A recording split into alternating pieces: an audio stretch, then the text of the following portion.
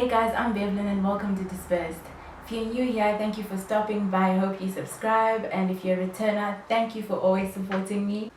Today we're being joined by Rungano, the owner and founder of Paper Pieces, for an interview, so let's get into it.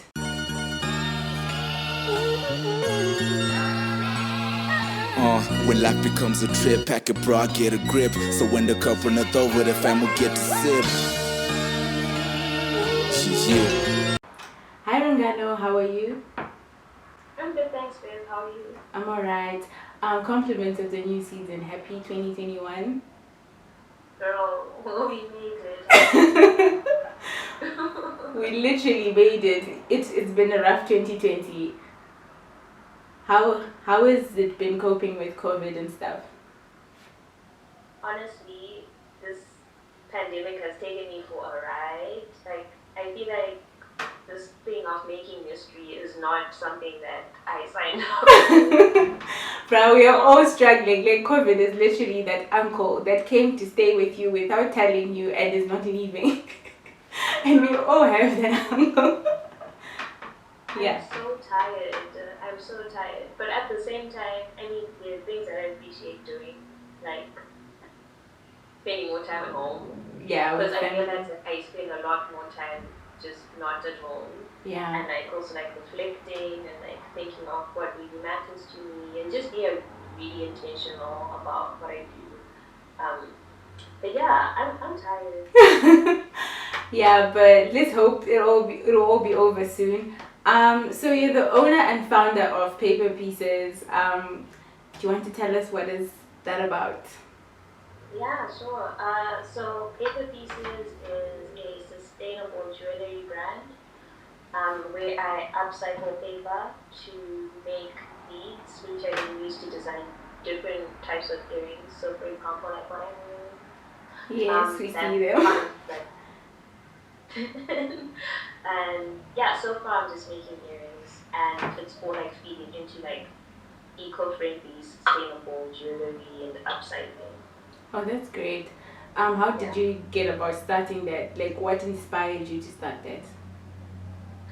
So my aunt, she taught me how to make the beads like in 2016. Mm-hmm. She just taught it to me as a skill, and then I made 3 pairs, which I then gave to my friend's family as Christmas gifts. Then they continued to wear them, and I didn't actually think it was that deep. But I was like, you guys keep wearing them, it's fine. Then I left it. Then 2 years later, in 2018, I was like in a really bad space, like mentally, like I was just down, and I needed something to like distract me and just keep me sane. Yeah. So I got back into making earrings and I started making the beads. Then I made like a set of earrings which I then took pictures of, and I sent the pictures to people who were close to me. And I just put a price. I was like, oh, I'm selling these for $3. And then people were like, oh yeah, I like them. I want those ones. I'm like, okay, cool. And then from then onwards, like I've met a few people who like asked me, okay, so what's the bigger picture, or like what are you thinking, what are you doing beyond this? And I hadn't really thought about it. So like because of them, it's helped me like think of adding more structure, doing more, and that's how it has evolved from being like a hobby into a business. Yeah. So yeah, it's not like it started as like something that I had a plan for. It's just really growing organically. Yeah, and I'm sure it must be fun since it's something that you actually enjoy doing. Yeah. I think it's like really therapeutic for me, because like the reason why I started doing it was because mental health. I think I was depressed, but I don't recall acknowledging that I was depressed. But it helped. And I just needed some. Yeah. Okay. Yeah.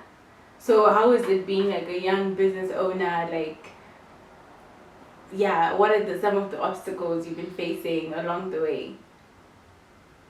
Mostly like managing my time, and also like really believing that, oh, okay, I am a business owner, so I need to act like one. Yeah. I need to perform like one, and the things that I need to do, like setting up structure, and just adding a bit more order in the things that I do, instead of just doing it haphazardly. Yeah. Because that's what I used to do like in the beginning. But now, like for example, I started training someone, and it's like, oh, okay, I can't just be training someone and she's helping me, and like there's no results at the end of the month. Like that means I have to push for sales because she needs to be paid. She needs to be paid. Oh.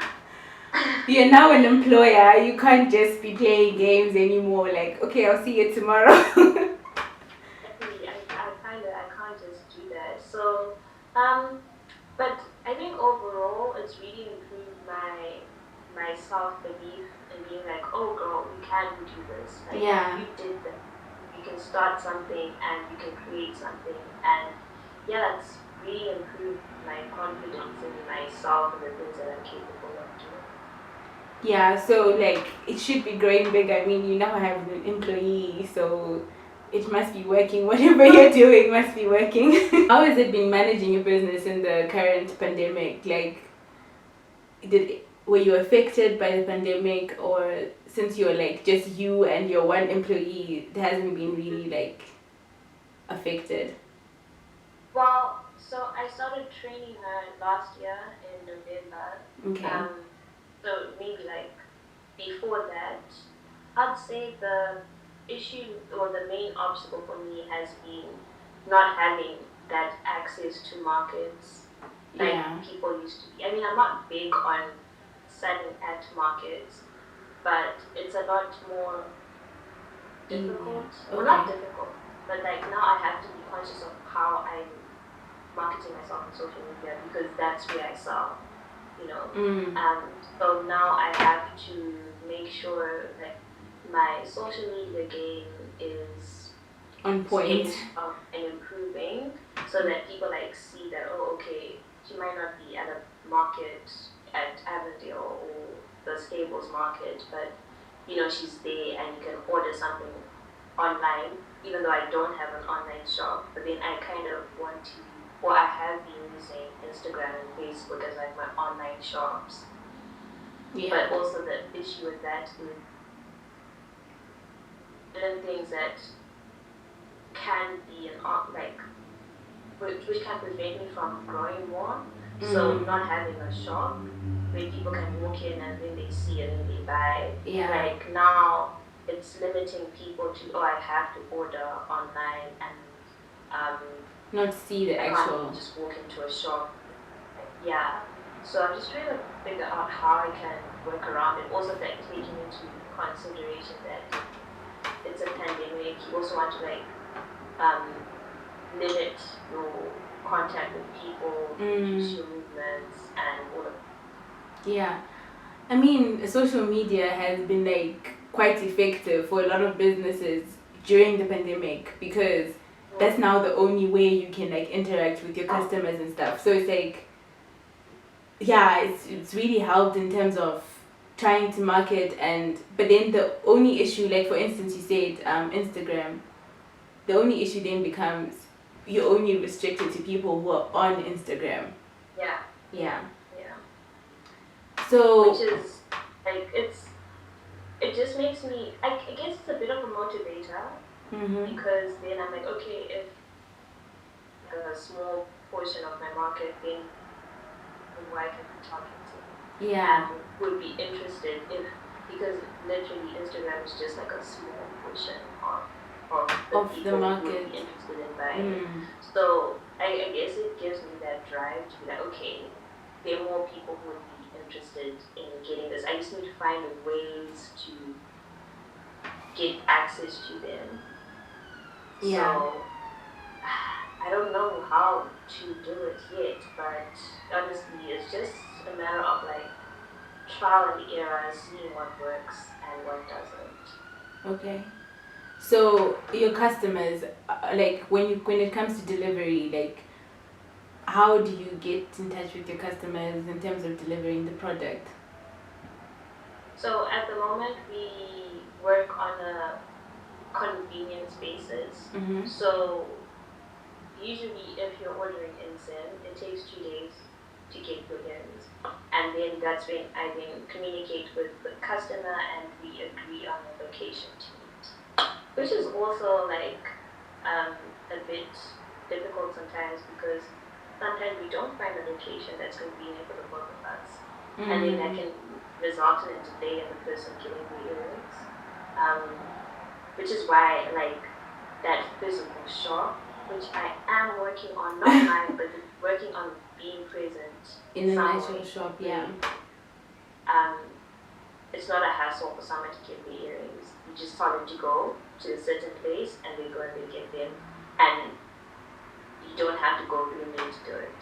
Okay. So that's the system I'm using, like what's working on something that's convenient for the both of us.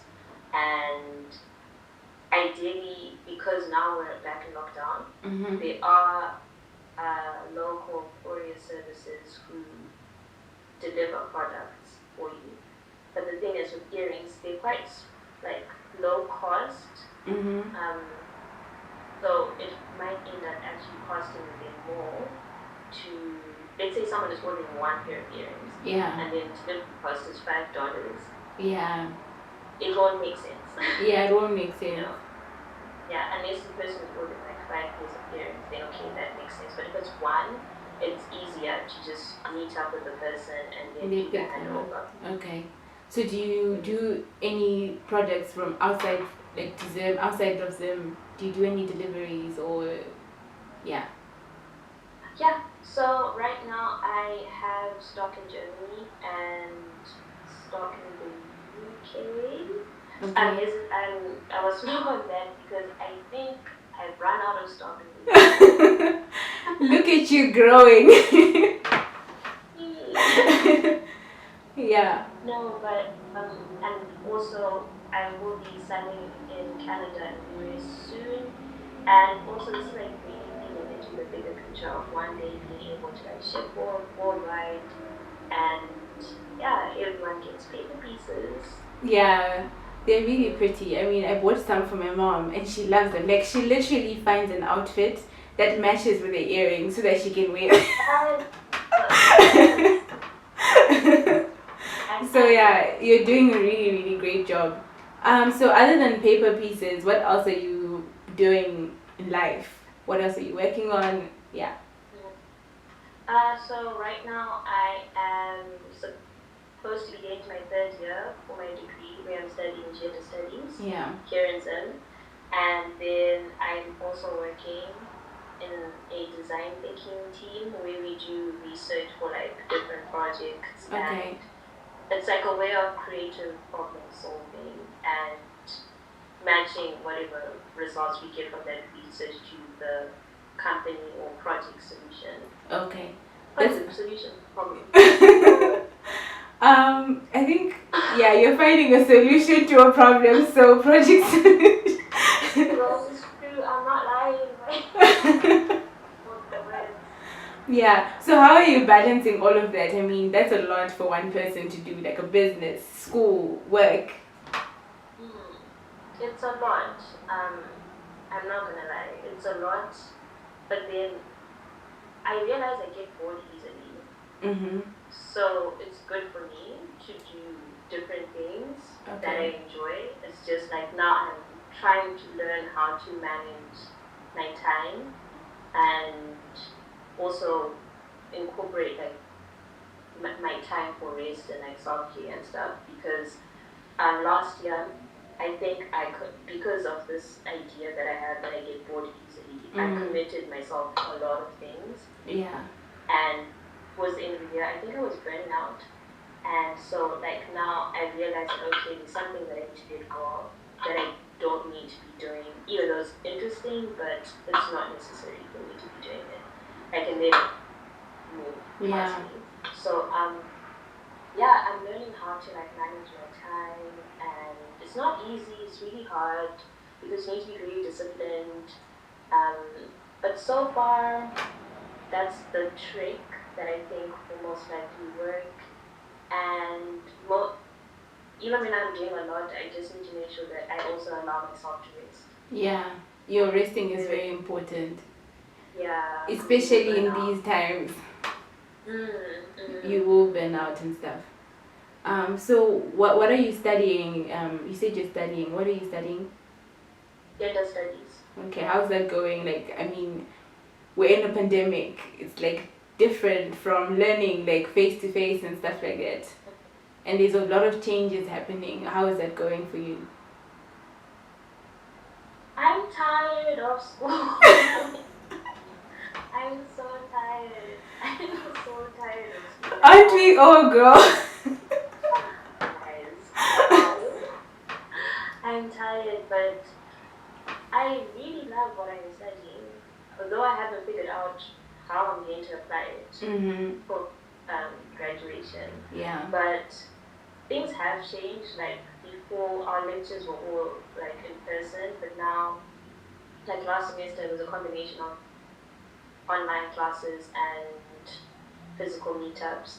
And going forward, I don't know what the arrangement is going to be, considering like the situation is worsening. Yeah. But I don't know. I'm just a bit scared that if things don't change and it gets worse, it will delay the time that I'm in uni. And with the way I'm feeling about finishing, like yeah, you want to finish. I want to be done, but honestly, like there's only so much I can do, and like so much that I'm in control of. So at this point, I'm like I don't want to get too stressed by it because like it will make the situation even better. Yeah. So if someone wants to order from you, like how do they go about that? So you can find us on Facebook and on Instagram. Facebook, it's at Paper Pieces Accessories, and then on Instagram, it's paper__pieces. Okay. And you can send us a message on either account, and we will get back to you. Okay. And also we'll share the instructions on how to order and the time, and also just help you decide what exactly you're looking for so that it suits your preference. Okay. Do you have like a lot of designs people can pick from, or? Yeah. So we have at the moment we have 10 bead combinations. Okay. So they range between like long styles and like really short ones because not everyone likes dandy earrings. Okay. I'm still also trying to learn how to make less subtle. Trying to figure out how to make subtle pieces for people who don't actually like dandy earrings. Oh, okay. So make bags and stuff. Oh, okay. But at the moment, people can select from the 10 bead combinations that are available, and you can also pick whichever color works for you. Alright. I will leave all the information on the screen and in the description box down below so that you can check them out and shop, guys. Their earrings are really nice. Like I said before, my mom loves them. Yeah. So thank you for joining us, Rungano, and I hope you'll be keeping safe throughout this pandemic, and your 2021 will be awesome. Honestly, thank you so much for having me, and yeah, another night to you and the work that you're doing. Let's see where we go for the rest of the year. Honestly. We need to be going somewhere. Yeah. Alright, thank you so much. Alright. Alright, bye.